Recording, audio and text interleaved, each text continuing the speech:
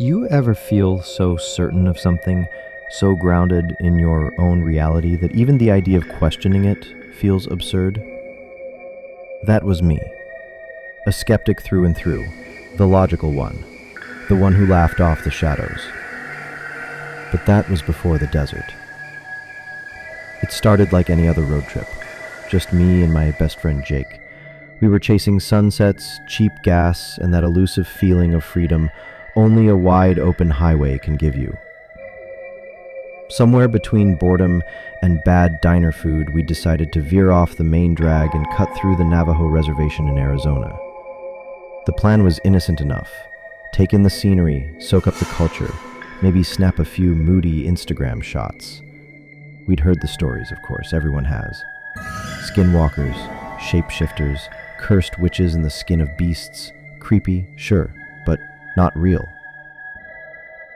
At least, that's what I'd told myself. The first day passed like a lullaby, calm, dusty, beautiful in that way only the desert can be, still and eternal. We set up camp near a canyon edge, close enough to see the stars, and far enough to forget there were other people in the world. As the sun melted into the horizon and the sky turned ink black, we lit a fire, shared some beers, and laughed about everything and nothing. Around midnight, Jake crashed in the tent. I stayed out, hypnotized by the night. There's something ancient about that sky. The Milky Way stretching across the universe like a wound too old to heal. I remember thinking how perfect it all felt. Then, I heard it. At first, it was just a low growl, the kind that trembles up through the earth and sits at the base of your spine. My first thought was coyote, maybe a mountain lion. But then came the voice, glitched, static-filled, like it was being squeezed through a broken speaker. Forgive the frightful interruption, but like, subscribe, and ring the bell a hands before it rings for you. Come here, it rasped. Jake's voice.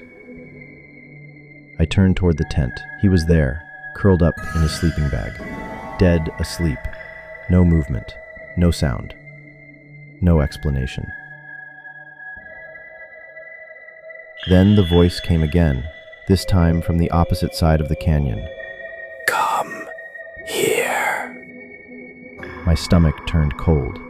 I grabbed the flashlight and pointed it toward the sound.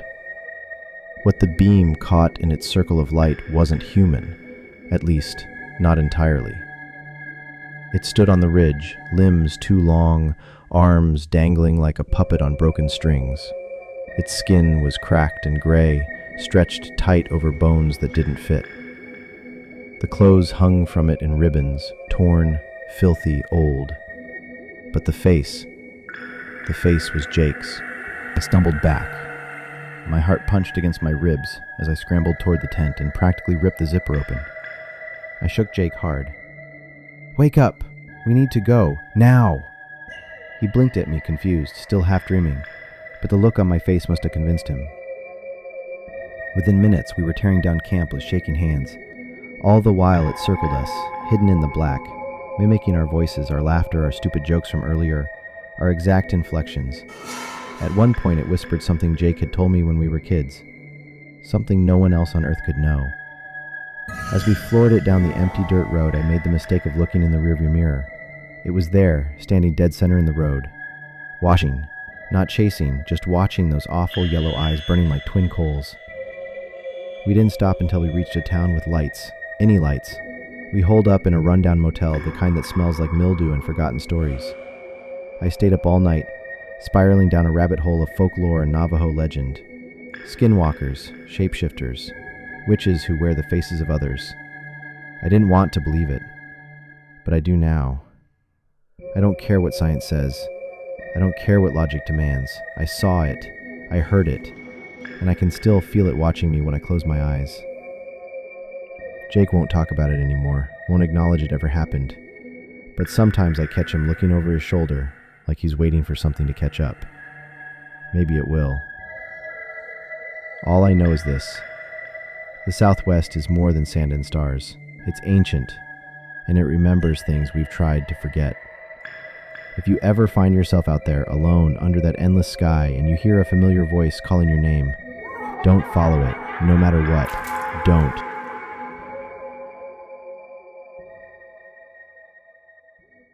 Like if you're still breathing. Subscribe before it's too late! Hit the bell, it tolls for thee.